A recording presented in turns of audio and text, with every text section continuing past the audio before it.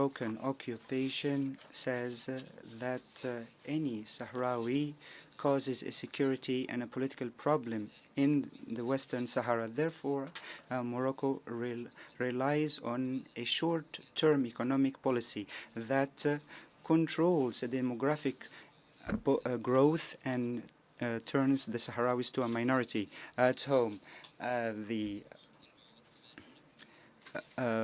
fishing constitutes a large portion of the economy in Morocco, but the Sahrawis do not benefit that much. And when it comes to agriculture, there are so many agricultural farms owned by the king and French companies.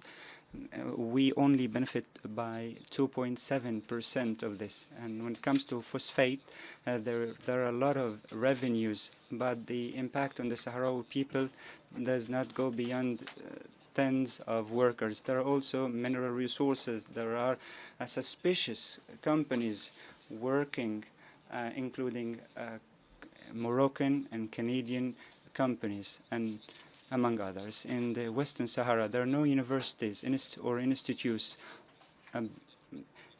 although the Moroccan occupation has been there for more than 40 years. More than 95% of education people are Moroccan, and they are obliterating the Sahrawi identity. There are only 2 hospitals.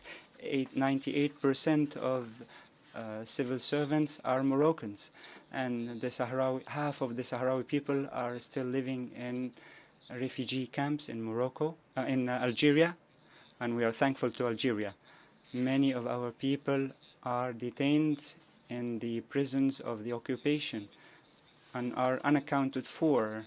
We remind the occupation power of the international law. There shouldn't be elections in the territories they manage, and we say that most of those who participate in the voting are Moroccan citizens. And we would like to say that if there are scores of Sahrawis have voluntarily chosen to be Sahrawis, why don't you give the right to the others to choose? Mr. Chair, it's clear that Morocco, the occupying power, is the one benefiting from the ceasefire.